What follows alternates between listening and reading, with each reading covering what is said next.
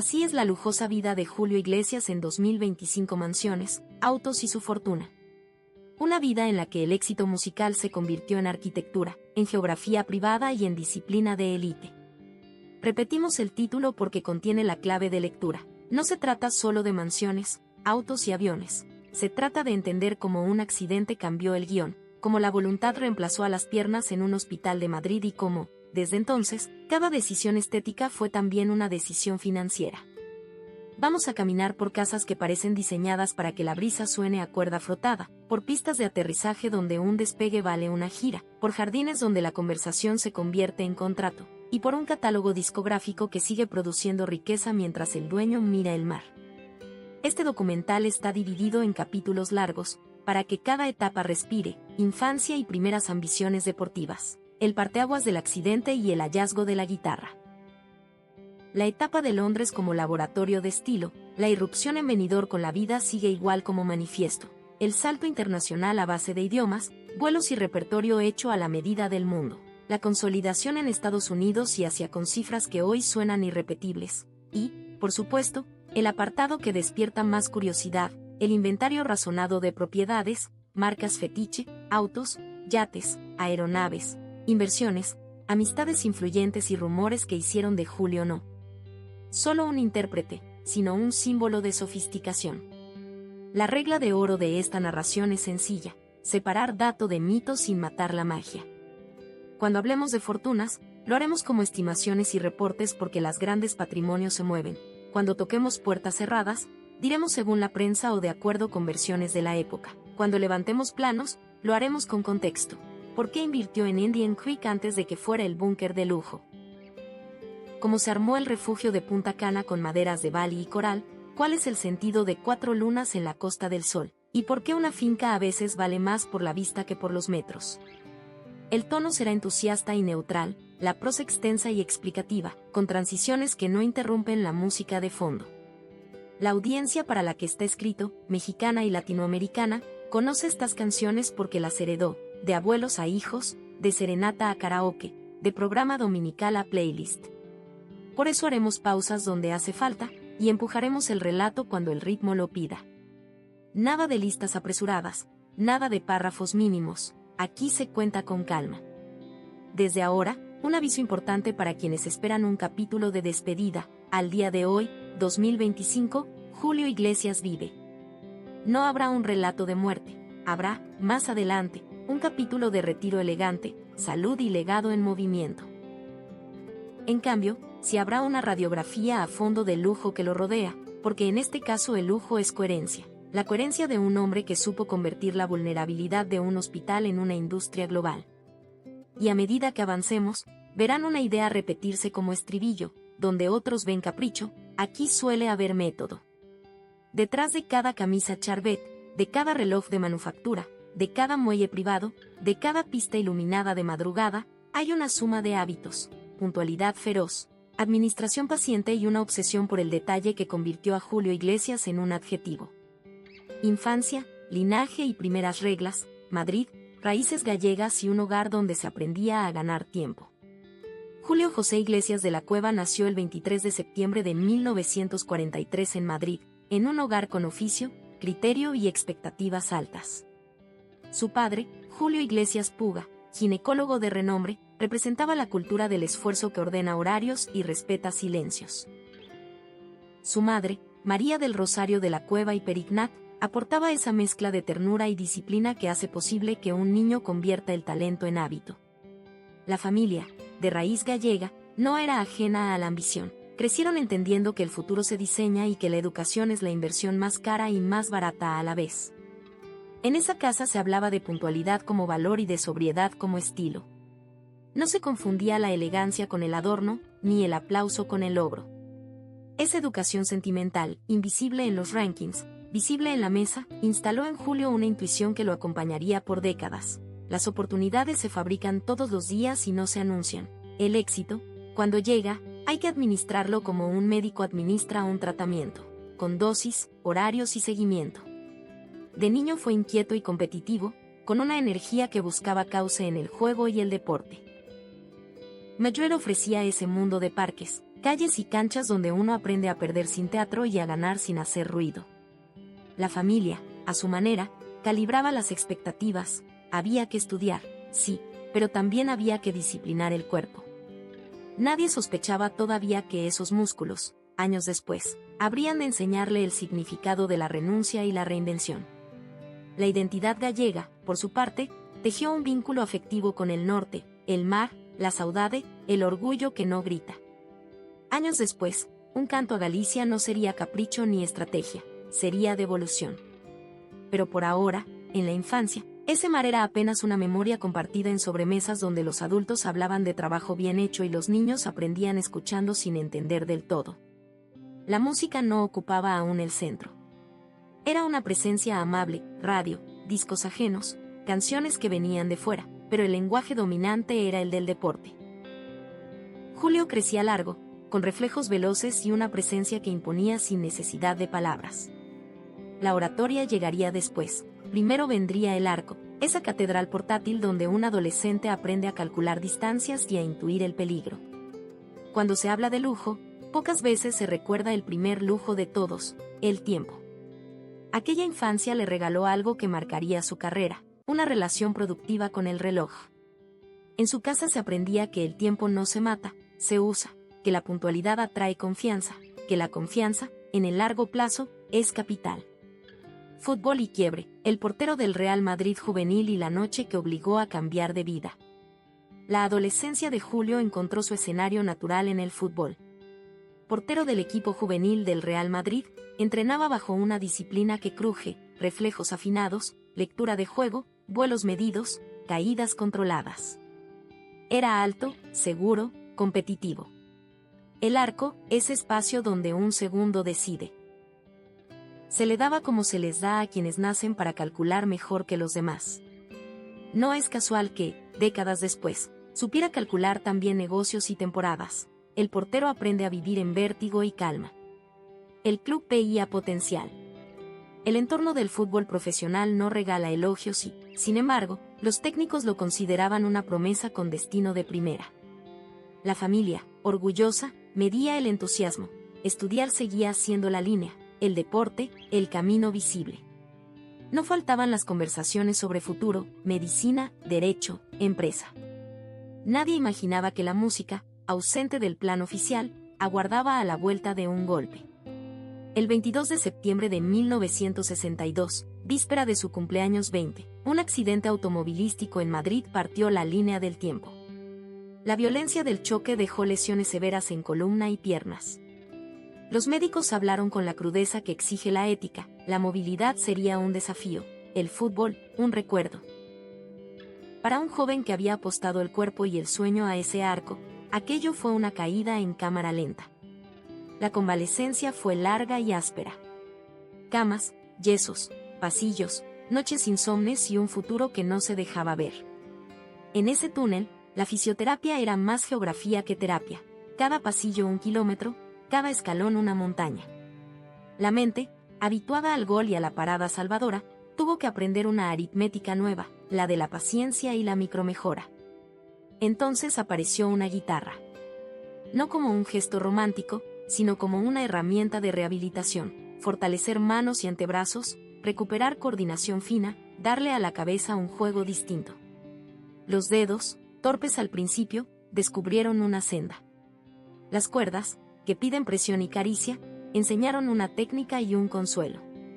Allí nació una relación íntima con la música que no tenía nada de glamour, era supervivencia.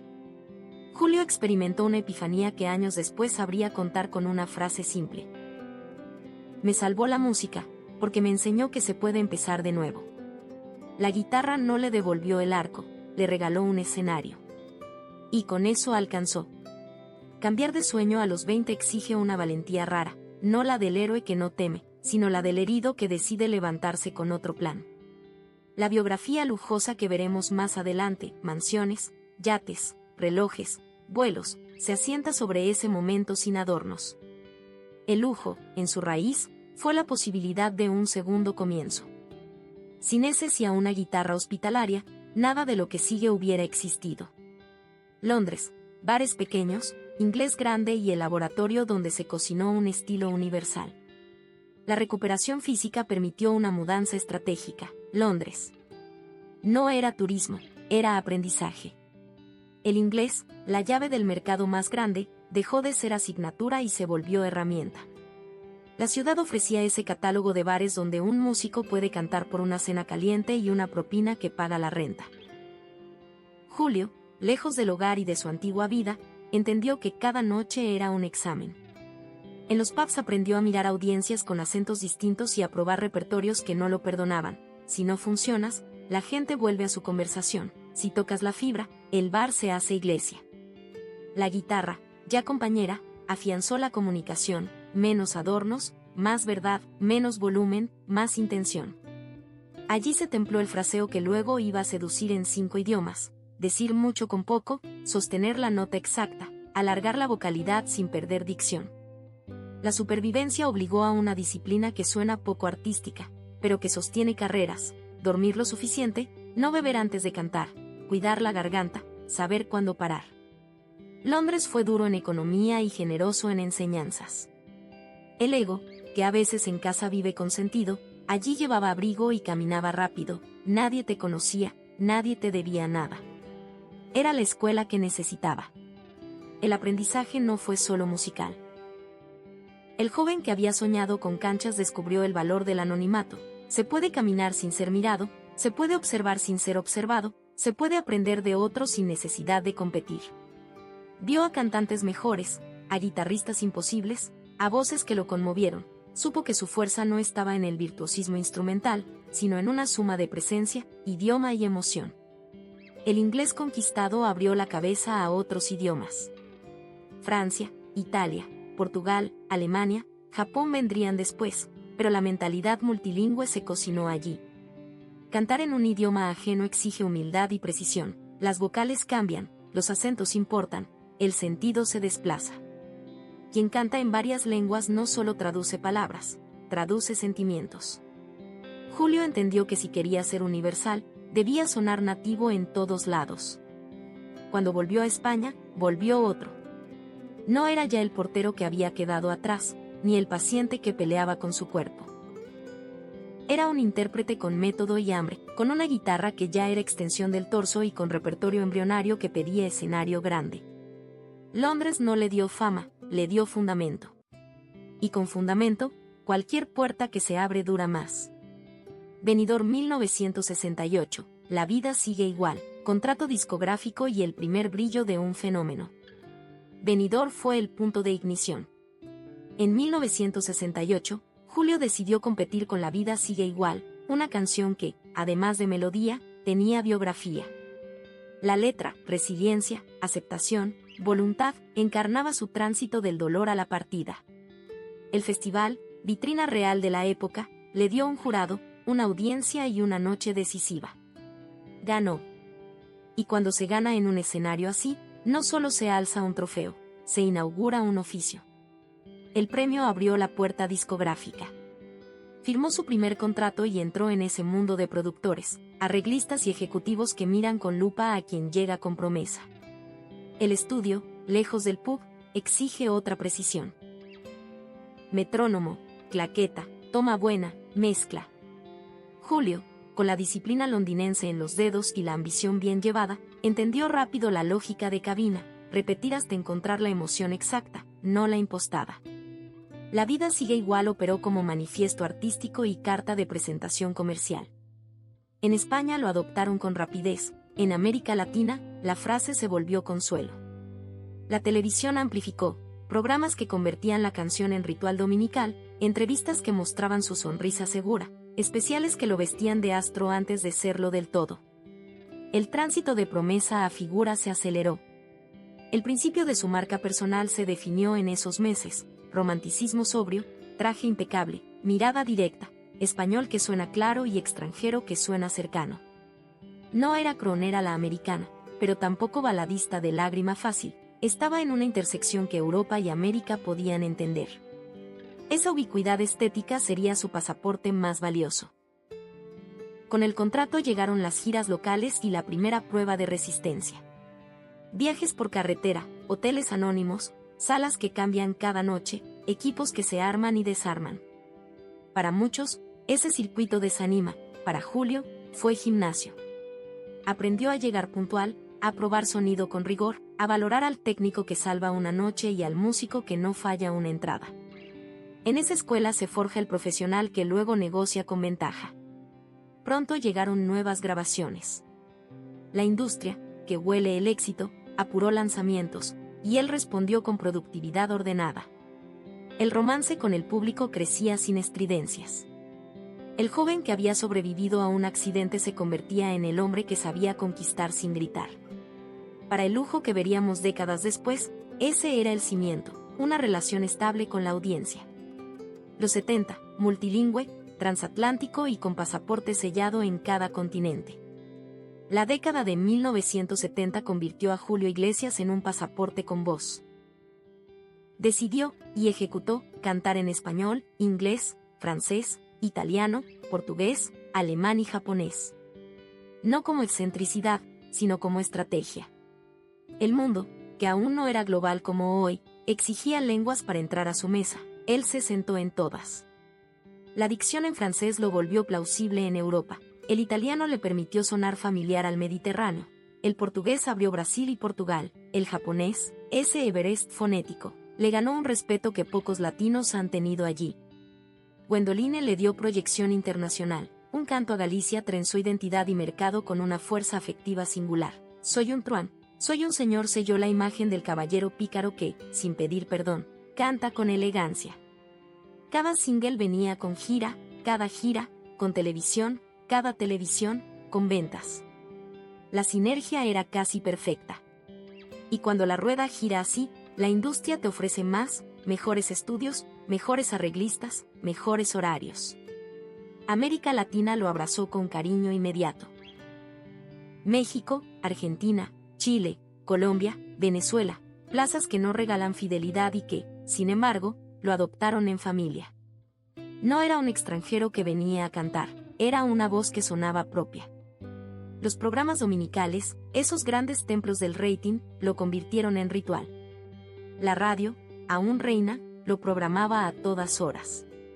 Y la prensa, que sabe contar historias, lo perfiló como el hombre que había vencido al destino y había elegido la belleza. Ello fue el gran golpe silencioso. Japón, con su mercado exigente, lo recibió como fenómeno. Allí, la cultura del coleccionista y del melómano perfeccionista encontró en Julio un artista que respetaba su idioma y su sensibilidad. Los conciertos se volvieron ceremonias de precisión. El negocio, además, era robusto, ventas físicas altas, catálogo con vida larga, regalías que llegaban puntuales. En la contabilidad de su fortuna futura, Asia ocupa un capítulo que muchos olvidan. Europa se consolidó como casa. Francia y su gusto por el croner lo reciben con la cortesía que solo se gana cantando bien. Italia, con su tradición de San Remo, lo entiende al vuelo. Alemania lo consume con la sobriedad del que no necesita aspaviento. Portugal lo celebra como un vecino fino. Ese mosaico europeo, que parece homogéneo desde fuera, exige matices internos. Julio supo leerlos y cantarlos. La década cerró con una evidencia: el mundo lo reconocía. No era todavía el artista de cifras inalcanzables, pero la curva apuntaba a lo excepcional. Y junto a la fama, empezaba a construirse algo menos visible y más duradero, una intuición empresarial que lo llevaría a despertar pronto en un mapa inmobiliario que cambiaría su vida tanto como sus discos. Rumores, poder y el eco de una mansión, el caso Quentin y la anatomía de una versión mediática. En 2019, el nombre de Julio Iglesias volvió a copar titulares no por un nuevo disco, sino por una versión que lo colocó en el cruce más sensible entre farándula y geopolítica. Medios y comentaristas señalaron que Bill y Hillary Clinton se habrían refugiado en su residencia de Punta Cana para sortear el fragor mediático derivado de las investigaciones en torno al caso Epstein. La narrativa era perfecta para el consumo global: poder, paraíso caribeño, exclusividad y, como suele ocurrir con los relatos que combinan fama y política, la historia prendió fuego sin que hubiera confirmación oficial. A partir de ese momento, el apellido Iglesias volvió a ser sinónimo de círculo rojo, un espacio donde conviven celebridades, exmandatario, empresarios y discreción profesional. resulta clave distinguir entre el dato y el relato.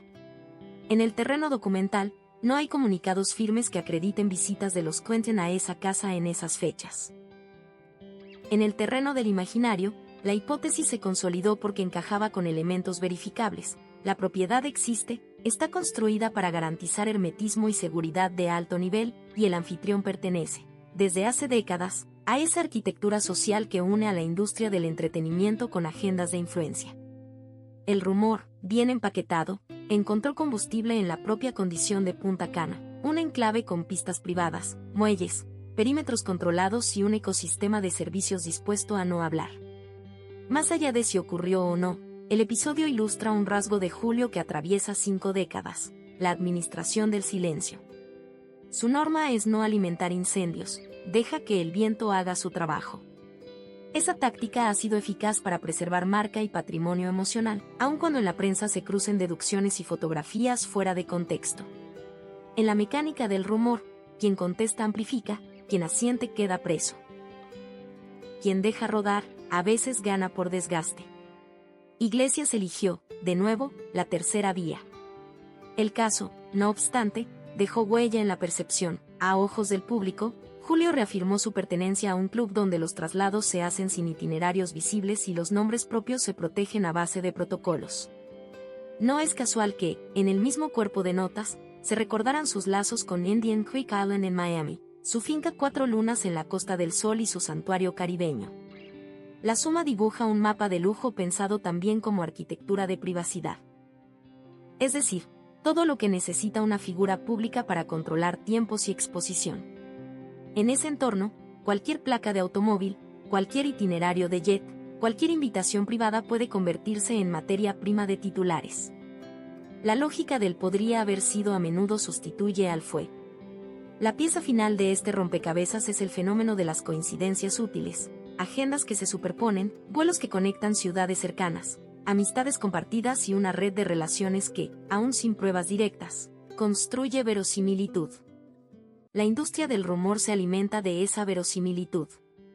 Y en la historia reciente del espectáculo, pocos nombres, como el de Julio, generan una atracción similar cuando se lo sitúa al lado de élites políticas.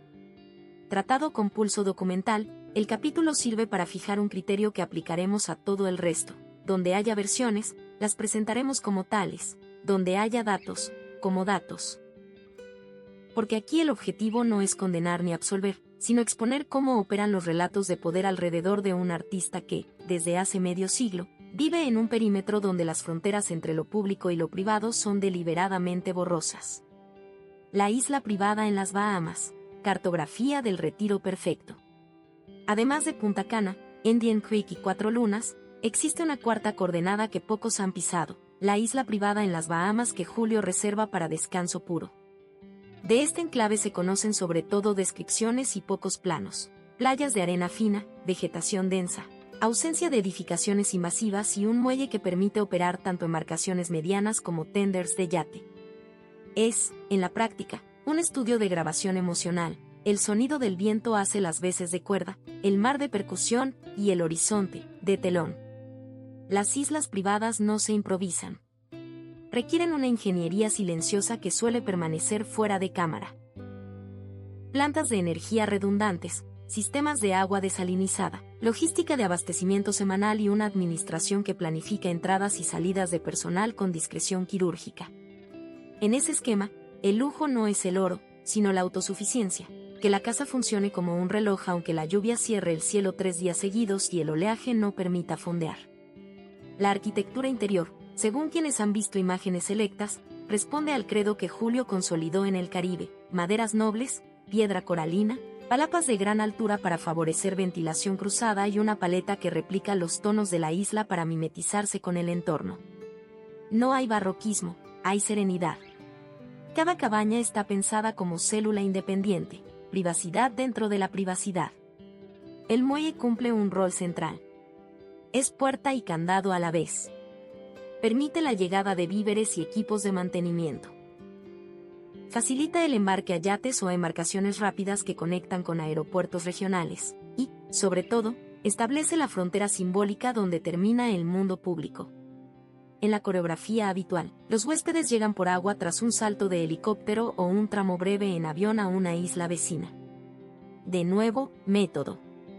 El uso principal del enclave es familiar. Allí, lejos de miradas, transcurren celebraciones íntimas, sesiones de lectura, rutinas de ejercicio y, no pocas veces, escuchas concentradas de masters o remezclas. Los grandes artistas tienden a decidir en silencio, un tracklist, una toma definitiva, una versión que pasa el filtro del oído descansa mejor cuando el oído escucha el mar y no el tránsito. Que existan pocas fotografías públicas no es casual, la isla no es set, es refugio. Por ello, el staff trabaja con protocolos estrictos, confidencialidad, rotación medida y un manual tácito que prohíbe la tentación del selfie. Mantener intacta la atmósfera exige una cultura de trabajo en la que el silencio se recompensa y la curiosidad se considera una falta. En el mapa de lujo de 2025, esta isla funciona como el contrapunto perfecto a la visibilidad de Miami o Marbella. Allí no se firman contratos ni se reciben visitas de alto perfil, allí se descansa. Y para un hombre que midió su vida en vuelos y camerinos, ese descanso vale más que cualquier gema. El garaje curado, del Vaux Corniche al Testarossa, estética y mecánica de una leyenda. El gusto automotriz de Julio Iglesias no ha sido el del coleccionista compulsivo, sino el del curador que elige piezas significativas en cada época. En los 70, el Vaux Corniche convertible sintetizaba lo que la Costa del Sol quería contar de sí misma: un paseo lento al atardecer, el cuero oliendo a nobleza, la capota plegándose para que el viento hiciera de narrador. Ese Corniche es más que un automóvil. Es un emblema de un tiempo en que Marbella descubría su papel en el mapa del jet set europeo. El Mercedes-Benz 600 Pullman, por su parte, es la enciclopedia del poder sobre ruedas. Conocido como el Grouse Mercedes, fue la elección de jefes de Estado, aristócratas y artistas de élite. Tenerlo no era ostentación, era declaración de estatus y gusto por la ingeniería alemana más radical de su tiempo. Suspensión neumática, acabados artesanales y una presencia que no necesitaba color llamativo para decir aquí viaja alguien importante. Los 80 trajeron el rugido del Testarossa rojo. Más que velocidad, ese Ferrari representaba un imaginario, el Latin Lover internacional que pisa Miami, cruza a Los Ángeles, canta en Las Vegas, al caer el sol, enciende 12 cilindros para que la noche escuche. El plano cultural importa, el Testarossa no era el auto más cómodo, pero sí el que mejor narraba la década. Exceso bien vestido, diseño en láminas, posterior ancho y una firma sonora que ningún contemporáneo igualaba. En la madurez, el Bentley Continental GT y las iteraciones del Porsche 911 cumplieron otra función: gran turismo para largas distancias, ingeniería silenciosa y placer de conducción sin fanfarria. El Bentley resolvía traslados discretos con interiores que parecen clubs privados. El 911, por su parte, encarnaba la fidelidad, al menos es más de la conducción pura. Tener varios 911 a lo largo de los años es, en el mundo del motor, un acto de lealtad estética. Detrás de esta colección hay una estrategia logística: autos registrados en diferentes jurisdicciones para uso local, mantenimientos programados con talleres oficiales, seguros que contemplan particularidades de cada país y un equipo de choferes y mecánicos que viven una palabra clave: previsión. Ningún show se cancela por una avería, ningún traslado se complica por una batería olvidada. Vale subrayar que, aunque los titulares amen las cifras, el garaje de Julio prioriza utilidad y relato por encima del parque temático. No verá el público un hangar con 50 piezas quietas, verá un conjunto de máquinas que se mueven y que dialogan con su dueño: elegancia clásica, velocidad cuando corresponde, comodidad siempre. Es, en síntesis, un museo rodante de su biografía. Y como toda colección viva, cambia. Algunos modelos salen, otros llegan, pero la filosofía permanece: escoger autos que no envejezcan con vergüenza. Ese es, acaso, el lujo más fino en el universo del motor. Ala fija, ala rotativa, jets, helicópteros y el arte de comprimir el mundo. Pocos artistas entendieron tan pronto como Julio Iglesias que la autonomía aérea no es capricho, sino herramienta. Su primer gran paso fue el Dassault Falcon 20, un bimotor ágil, con pedigrí francés, capaz de convertir Europa en vecindario y de acercar América sin rendirse a los itinerarios de aerolínea. Aqua Falcon, decorado en blanco con líneas doradas, hablaba del hombre que descubrió que la cabina puede ser oficina, sala de descanso y antesala de camerino. Llegó después el Gulfstream 3, y con él, la primera experiencia sólida de vuelos intercontinentales con holgura. El G3 representó, para una generación de artistas globales, el salto cualitativo que separa al viajero organizado del que domina su calendario, más alcance, cabina más alta, mejor aviónica. La tripulación se profesionalizó, piloto, copiloto, sobrecargo entrenada para operar como un hotel de 5 estrellas en 30.000 pies. El Gulfstream 4 consolidó esa ambición. Capaz de tender puentes sin escalas entre América y Europa, el G4 convirtió en costumbre lo que antes era hazaña: aterrizar por la mañana, dormir 3 horas, probar sonido por la tarde y cantar de noche con la garganta intacta. Los vuelos ya no eran un trance, eran parte del método. Saber cuándo hidratar, cuándo dormir, cuándo hablar y cuándo callar se volvió una ciencia privada.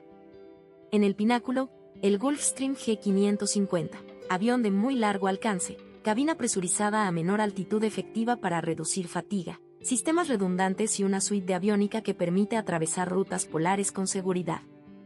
Valorado en su día en torno a los $35 millones, el G550 de Julio fue remodelado en 2015 para ajustar interiores a sus hábitos. Distribución de sofás y butacas orientadas a conversación, un diván largo para descanso real, acabados cálidos que replican la estética de su casa caribeña. Se dijo que en 2019 contempló venderlo, finalmente optó por conservarlo y compartir su uso con las gemelas Cristina y Victoria, lo que sugiere una gestión familiar del activo. El helicóptero GAU-206 Jet Ranger completaba la ecuación de los traslados cortos. En Indian Creek podía significar la diferencia entre 1 hora de tráfico y 10 minutos de vuelo. Para un artista, esos 50 minutos salvados no son lujo, son voz ahorrada. Además, la coordinación Heli-Jet Auto se volvió coreografía aprendida: bajar, caminar, subir, despegar. Sin fotos, sin esperas, sin margen para el imprevisto. Sostener esta infraestructura implica costos y equipos a la altura: hangar, mantenimiento programado según ciclos de inspección A, B, C, seguros aeronáuticos multipaís, contrataciones de tripulación con experiencia en operaciones ejecutivas y, por encima de todo, una cultura de seguridad que no se negocia. En la agenda, un capitán puede opinar tanto como un director musical: si el clima manda, se obedece. La recompensa no es solo comodidad, es control de la narrativa. Quien maneja sus tiempos maneja su energía, y quien maneja su energía, canta mejor. Así de simple. Por eso el aire, ese intangible, es, en la contabilidad íntima de Julio, uno de los renglones más rentables de su vida de lujo. El traje como partitura. Brioni, Charvet, Patek, Cartier y el uniforme del caballero. Julio Iglesias convirtió la ropa en un sistema de signos. Sus trajes Brioni, sastrería italiana de corte impecable, hombro limpio y lana barra diagonal seda con caída perfecta, no eran meros envoltorios, sino extensiones del personaje, el caballero que canta cerca del micrófono y no necesita aspavientos. Cada saco está pensado para moverse al ritmo de un bolero, cada pantalón cae donde el zapato brilla sin gritar. Las camisas Charvet, legendaria camisería francesa, cuentan otro relato: el del cuello que sostiene la corbata sin forzar, el de los algodones que respiran, el de los botones que no se ven pero se sienten. Un artista que vive bajo reflectores sabe que una camisa mal elegida te convierte en rehén del sudor. Una buena camisa, en cambio, se olvida, deja que el público mire lo que importa. En la muñeca, Patek Philippe, línea Calatrava, y Rolex Day Vintage dicen tanto como un programador de radio. Un Calatrava no compite, acompaña, horas, minutos, segundos y una discreción que atraviesa décadas. El DD, por su parte, es el lenguaje clásico del éxito entendido a la manera suiza: oro cuando corresponde, precisión siempre. En gemelos, Cartier de 18 quilates, puntos de luz que el ojo capta sin distraerse. El escenario exige variaciones del protocolo. No es lo mismo un set sinfónico que un show en Casino de Las Vegas. Para el primero, smoking de botonadura clásica; para el segundo, traje oscuro y camisa abierta a 1 o 2 posiciones, en gesto calculado que remite al croner sin copiarlo. La armonía visual con la orquesta, negros, azules noche, luces cálidas, forma parte del guión estético, nada chirría, todo acompasa. El guardarropa viaja con método, fundas numeradas, perchas de madera, maletas rígidas con separadores para proteger solapas y hombreras, y un pequeño kit de sastrería móvil para resolver percances, un hilo, un botón, un dobladillo. Detrás del glamour hay logística de guerra. Y como en la música, el ensayo evita el accidente, se prueban combinaciones, se marcan errores, se corrigen largos. La marca Julio no suele prestarse a colaboraciones de moda ruidosas.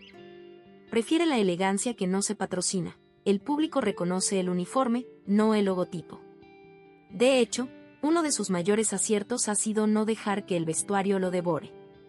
El traje y la corbata están al servicio de la voz al servicio de la canción al servicio del momento. Esa cadena, impecable, explica por qué sus imágenes de hace 30 años envejecen con dignidad. Y cuando el show termina, el uniforme descansa.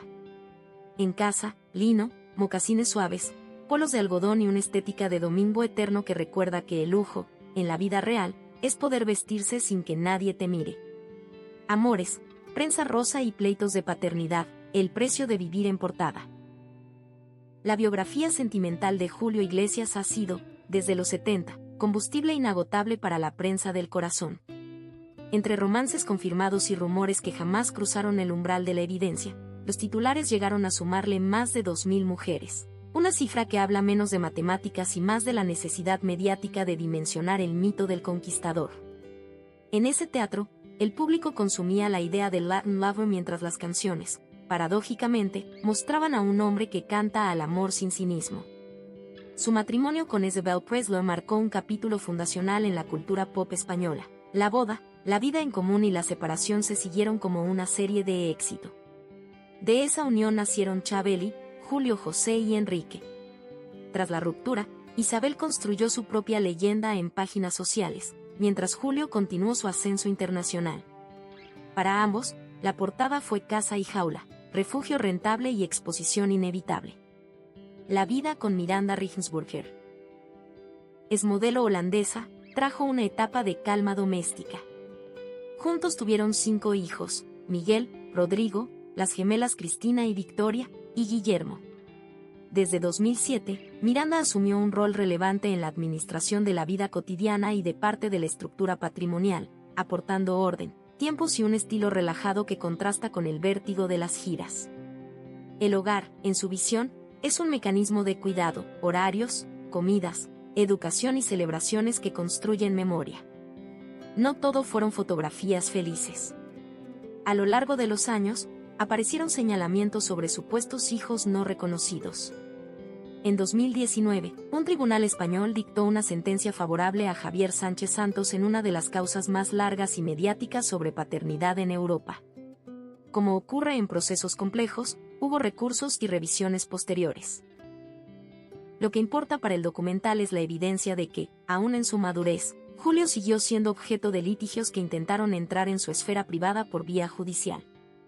Más allá de la cronología jurídica, el tema revela un patrón. Julio responde poco, sus abogados responden mucho. Esa división de roles protege la serenidad del artista y reduce la exposición a errores de comunicación. El costo emocional, sin embargo, existe. Cada batalla legal trae ruido, y el ruido agota.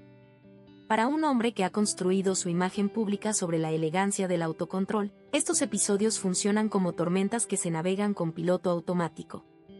El relato romántico también se vio atravesado por la comparación perpetua con su propio hijo Enrique, convertido desde los 90 en superestrella global del pop latino. La prensa insistía en leer rivalidades donde había caminos paralelos.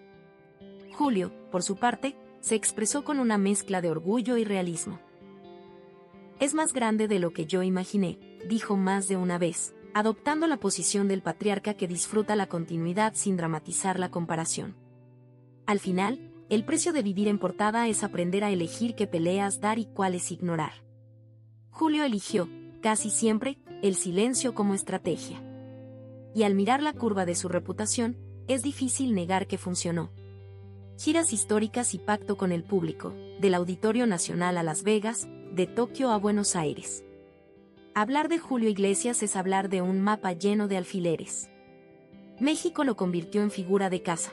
El Auditorio Nacional se rindió a su repertorio una y otra vez, y la televisión dominical lo instaló en salas de estar a lo largo del país.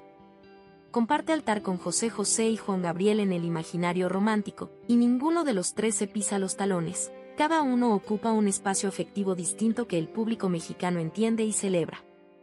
En Argentina, el Luna Park fue su pasaporte de entrada, y los estadios. Cuando el repertorio pedía expansión, sellaron noches de histeria bien administrada. El público porteño, exigente y apasionado, lo trató con esa mezcla de devoción y crítica que solo reserva a los grandes. Él respondió con profesionalidad, repertorios largos, bandas afiladas y puntualidad de relojero. Chile y Puerto Rico sumaron capítulos de fidelidad. En Chile, la tradición festivalera lo abrazó temprano. En Puerto Rico, la comunidad hispana encontró en su voz una forma de nostalgia que no pesa. En Colombia y Venezuela, los 80 y 90 fueron décadas de coliseos repletos, con radios que repetían sus baladas hasta convertirlas en himnos de mesa familiar. Asia fue otra historia. En Japón, batió récords de venta y se convirtió en rara avis occidental capaz de llenar recintos sin renunciar al idioma. Allí, la disciplina del público, silencio en la escucha, ovación al final, se casó con su filosofía de concierto: cantar para emocionar, no para gritar.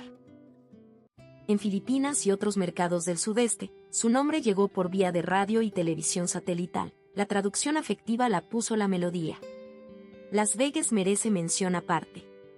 Ser residente en escenarios como el Caesars Palace no es solo prestigio, es entrenamiento. El casino exige rigurosidad extrema, tiempos cerrados, sonido perfecto, clima controlado, público multilingüe. Compartir marquesina con Sinatra y Dean Martin en los 80 y 90 significaba competir en la liga mayor del entretenimiento en vivo. Julio demostró que su romanticismo no era un producto de estudio, era un acto escénico con ingeniería detrás. Su gira 1988-1989, con más de 100 conciertos, fue uno de esos tours que cambian carreras, logística transcontinental, setlists que equilibraban idiomas y eras, y una banda que sonaba como orquesta cuando debía y como conjunto íntimo cuando la letra pedía susurro. De esa gira salieron aprendizajes que siguen vigentes. El orden del repertorio es tanto un relato emocional como una estrategia de resistencia vocal. En el pacto con el público, el secreto ha sido constante: cantar con verdad, llegar a tiempo, sonar impecable. Ese triángulo, repetido durante décadas, explica por qué en 2025 su nombre sigue llenando recintos cuando decide salir al ruedo. Retiro parcial, salud y la filosofía del menos es más. Desde mediados de la década de 2010, Julio espació sus apariciones. No hubo un retiro formal, sino una curaduría más estricta del calendario: menos entrevistas, menos conciertos, más tiempo en Punta Cana, más familia. A veces la voz. A muchos artistas les cuesta asumir: la fama da y quita. Me dio todo, pero me quitó la vida privada, dijo con serenidad. Ese reconocimiento no es renuncia, es balance. Por eso su rutina actual privilegia la salud: caminatas, fisioterapia para cuidar secuelas antiguas, hidratación metódica, sueño ordenado y una dieta que entiende que la energía no se negocia. La música, sin embargo, no se extingue. En el silencio de su casa caribeña revisa maquetas, escucha masters, decide reediciones, negocia sincronizaciones. El negocio ya no depende de salir cada semana, depende de administrar bien un catálogo que le pertenece al público tanto como a los sellos. Ahí, Julio ejerce su rol de curador de sí mismo.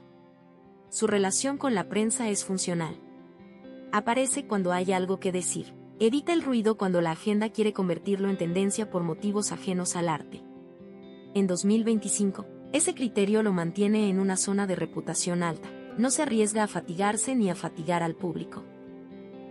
El efecto es paradójicamente expansivo: cada aparición pesa más. Las entrevistas recientes muestran a un hombre más introspectivo. Habla de paz interior con naturalidad, agradece sin grandilocuencia, evita la nostalgia como excusa para el drama. Si mira hacia atrás, es para entender; si mira hacia adelante, es para planear 2 o 3 movimientos, no 20. La ambición nunca se fue, se volvió adulta. En ese menos es más también hay lujo, el de elegir. No todos pueden. quien tiene que salir para pagar, sale. Julio, tras construir durante décadas, puede modular el volumen de su vida. De eso trata, al final, el éxito sostenido, de que el calendario responda a tu salud y no al revés. Y aunque los escenarios se hayan vuelto menos frecuentes, el mito sigue ensanchándose. Los videos resurgen, las listas de reproducción lo reeditan, de cuando en cuando. Una noche perfecta recuerda por qué su nombre está donde está. Filantropía, becas, salud y el legado que no se vende. Detrás de los relojes y los yachts hay otra contabilidad, la de las causas. Julio ha prestado su nombre y recursos a iniciativas de salud cardiovascular, particularmente con la American Heart Association y la American Stroke Association. No es casual. Quien ha convivido con la fragilidad del cuerpo entiende que la prevención salva más que el aplauso.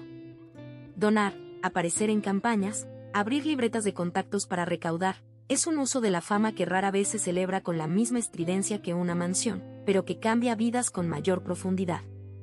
En 2019, sumó una pieza con valor de semilla, la beca Julio Iglesias, creada con la Fundación Cultural Latin Grammy, destinada a financiar estudios de jóvenes músicos latinoamericanos en Berkeley, Boston, con un fondo de hasta $200,000. En términos prácticos, esa beca no es solo dinero, es visa, es oportunidad, es red. Un alumno que pisa Berkeley entra a un ecosistema que podría tardar 10 años en construir por cuenta propia. La filantropía, como el lujo, tiene estilos. La de Julio prefiere la discreción y los compromisos concretos. A veces escribe cheques, a veces ofrece su tiempo, a veces abre puertas. Lo importante es el efecto. En el recuento de carreras largas, los artistas que trascienden suelen dejar algo más que discos, dejan estructuras que otros aprovechan. Importa también el mensaje a sus hijos y a su audiencia. El éxito no se mide solo en patrimonios, sino en lo que devuelves. Para un apellido ya convertido en dinastía, formalizar becas y apoyar salud instalada funciona como un seguro reputacional, pero también como una ética familiar. Aprender a compartir recursos y agenda. No es raro que esta faceta reciba menos foco que su garaje o su hangar. La cultura tiende a fotografiar lo visible. Nuestro trabajo, como documental, es equilibrar el cuadro. Si contamos cuántos metros tiene una piscina, debemos contar también cuántos jóvenes cruzaron una frontera gracias a una beca que lleva su nombre. Y a la hora del legado, esos nombres, los de los becarios, escribirán canciones y producirán discos que, sin saberlo, dialogarán con aquella guitarra de hospital que le cambió la vida al joven portero. Esa es la cadena invisible del arte. Radiografía del Patrimonio 2025. Fortaleza inmobiliaria, catálogo perpetuo y liquidez con método. En 2025, las estimaciones públicas sitúan la fortuna de Julio Iglesias en el rango de los cientos de millones de dólares. Los números bailan según la fuente y el ciclo económico, pero el orden de magnitud se mantiene. Hablamos de una de las mayores fortunas personales en la historia de la música latina. La clave está en la diversificación temprana. Mientras otros artistas miraban solo a la taquilla, él miró a la tierra. Indian Creek Island, adquirida cuando aún no era sinónimo global de búnker multimillonario, es el caso de estudio: comprar bien, mantener, mejorar y vender en el ciclo exacto. Una de sus propiedades se transfirió en 2021 por $31 millones a Ivanka Trump, operación que confirmó la potencia de esa inversión. Aún habiendo desinvertido parte, su nombre sigue asociado a la isla, que funciona como certificado de pertenencia a una aristocracia inmobiliaria. En España, 4 Lunas en Marbella no es solo una finca, es marca país. La Costa del Sol se revalorizó en paralelo con la presencia de personajes como Julio, que atraen capital, glamour y proyectos. Allí se entrecruzan jardines de libro, caballerizas, fuentes y espacios de recepción de altísimo nivel, ideales para encuentros discretos y negociaciones de largo alcance, muchas veces vinculadas a turismo de lujo y campos de golf. Punta Cana es su obra magna. Las 450 hectáreas, los materiales importados, maderas de Bali, piedra coralina, el diseño que privilegia ventilación y sombra, el estudio de grabación y la piscina que se confunde con el horizonte no son solo estética, son ingeniería climática. Además, el activo tiene un valor estratégico. República Dominicana se ha consolidado como polo de inversión turística con un régimen legal y fiscal atractivo. La propiedad, más allá de su belleza, está bien situada en un ecosistema de crecimiento. La isla privada en las Bahamas agrega una capa de rareza. No es fácil disponer de un activo así con uso principalmente familiar.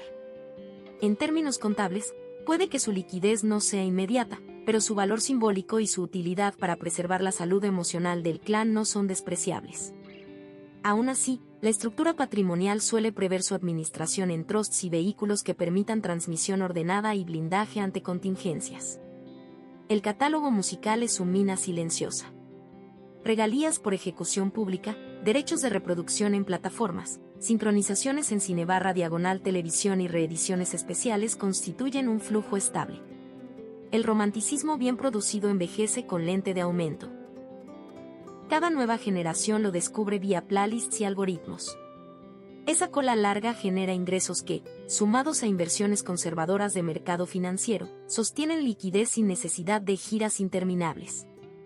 La flota aérea y el garaje son activos de uso con depreciación controlada, se amortizan, se mantienen, algunos se venden. Su peso en el total es menor al imaginario popular. Donde se juega el partido grande es en la tierra y en la música. Y la administración, según se deduce de su conducta, ha sido prudente: endeudamiento acotado, diversificación geográfica, Estados Unidos, España, Caribe, y uso de asesores que miran más los ciclos macro que las modas. Con ese andamiaje, la conclusión es clara: el lujo en Julio Iglesias, casas, autos, jets, no es un gasto caprichoso, sino la expresión visible de un modelo económico que, desde hace medio siglo, convierte canciones en ladrillos y ladrillos en serenidad. Esa, quizás, sea la definición más precisa de fortuna bien hecha. El hombre, la leyenda y el lujo que aprendió a hablar bajo. En 2025, a sus 81 años, Julio Iglesias sigue habitando un territorio que él mismo trazó: cantar menos y vivir mejor, decidir con calma y disfrutar con los suyos de una arquitectura pensada para el silencio. La cifra de su patrimonio, el catálogo que no se agota, las casas que parecen ensayos de armonía y el aire que lo lleva donde quiere son la superficie de un fenómeno más profundo. La inteligencia emocional de reinventarse tras un accidente, la disciplina de administrar una marca durante medio siglo y la sensibilidad de seguir creyendo que una canción puede ordenar la noche de un extraño.